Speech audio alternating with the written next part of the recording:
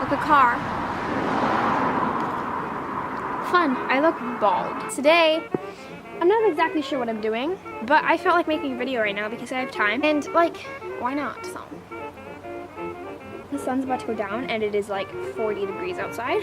So that's a thing that happens in my life. My nails look really nice, as you can see. I only have 6 of them painted out of all the 10, but you know, what are you gonna do? A car. Oh, there's like a thing on the back of that. Oh, a tractor. What? It is very cold. Today, before the sun goes down, because I feel like it's gonna get real dark real quick, I'm gonna talk about like things that I liked as a kid again, or things that I did as a kid, or just my childhood in general again, because you guys seem to like these videos, and I feel like I'm like notorious for making them, if that makes sense. I don't know if that probably didn't make sense, whoops. But I decided to do the things. So this is, there's deer. Do you see them? Did you see those deers? Did you see the deer? There's the deer. There was deer. There was deer. There was like 15 deer. Oh, okay. Oh. That is normal for where I live. There's always deer. That was just fun. I think I got it on camera. I probably didn't, you know. Professional! This tea could be way hotter, but I didn't want to wait for it to boil. So it's just like warm water. Professional. Again. Wow. So yeah, this will be, I think, part 3 of this series thing I do. I'll tell you about me as a youngin' as a young spry chicken in the world.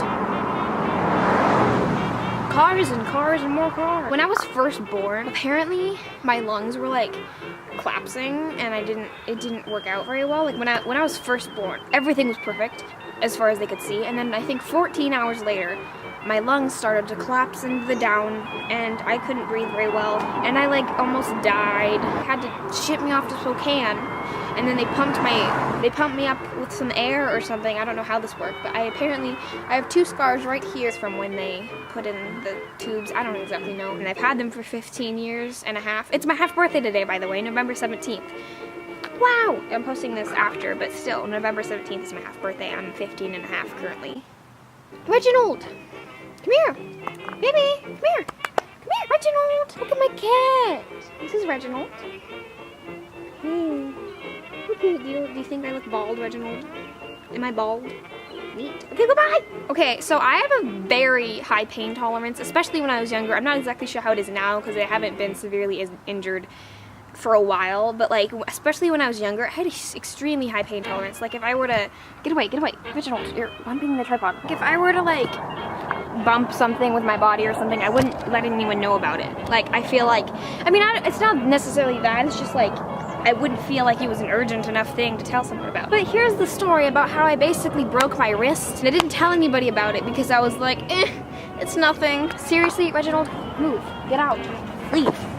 Christian, leave. I was homeschooled my entire life, and I still kind of am, but not as much as I used to be, but like especially when I was really younger. Like I never went to normal school, and I had these 2 best friends that were also homeschooled. Most of my best friends were homeschooled also, so like when most kids were like at school studying something, we were like outside playing together. We made this game. We were all really obsessed with the Hunger Games, and we thought it'd be fun to like bring the Hunger Games, like a real life game for us to play because we really liked it, and we were like, oh my gosh. We made these fake weapon type things. They had like, they were sticks and they had like foam at the end of them so we could hit each other like lightly. Obviously we wouldn't like beat each other up, but like, you know, like foam on the end of it so it was like soft to hit someone with. We made like a lot of those. It was fun. We covered them with duct tape. It was like cool, decorative, cool stuff. And then one of these days when we were playing it, one of my best friends went over to me and like she pushed me to the ground, and like we were just having a fun time. But when she pushed me, my hand, like this was like the earth, and like it like crunched. I don't even know exactly. It was like a very hard like force. I don't know. You know when like you land backwards or forwards, like your hands like are the first things to kind of like protect you. I don't know if that makes sense. I went like this really hard on the back of my hand, only on one of them because one of them was like fighting her, so like it was a lot of force on one hand. And then I could feel something just like hurt really bad as soon as that happened, but then I was like, and just got back up and just kept on fighting her. We kept on playing that for like 10 minutes, and I was dying, but I didn't let anyone know about it. This was when I was like 10, by the way, like around 10. And so we went back to her house because it was at a park right next to her house, and so like later we wanted to go eat, so we went back into her house. While they were eating, she looked over at my hand, this hand in particular, and it was like huge and purple, and I didn't look down at it until that moment, so that they just looked over at me and they're like, Mary, what the frickin' frick? What happened? And then I was just like, oh, I fell down.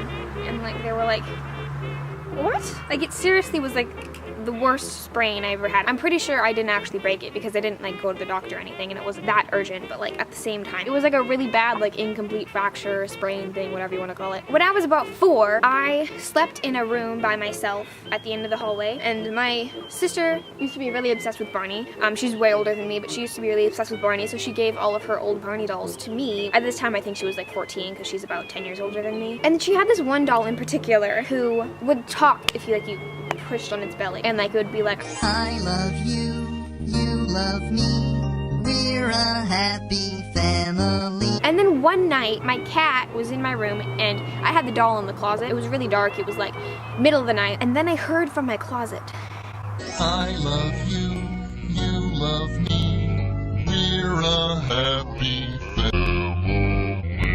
it scared me to death at that time. Like, I probably would still be scared to this day. Thing is that the batteries in it were like dying like really bad because we hadn't like switched them out for like ever, and you know, it's just a really old toy. And so like my cat was in my closet, it jumped on it and it made that noise, and I was terrified. From that moment forward, for like 5 years, I was terrified of Barney because of him doing that. When I was about 6 and 7, 8, I was learning about states and stuff. I remembered what Minnesota looked like on the map because I thought it kind of looked like a mini soda can. Look at it, it kind of looks like a mini soda, like a little rectangle, like those little tiny like 8 ounces little sodas. I think that's how much it is, like that. And then this, it's like a Minnesota, like a Minnesota. So that's how I remembered that. I don't know. Okay, I think it's getting a little too dark. I don't know if my camera's getting it. It's also very cold outside, so I'm gonna go inside. But I wanted to say hello, and there you go. That rhymed. I'm cool. I'm gonna go now. I love you, and I'll see you later. Bye.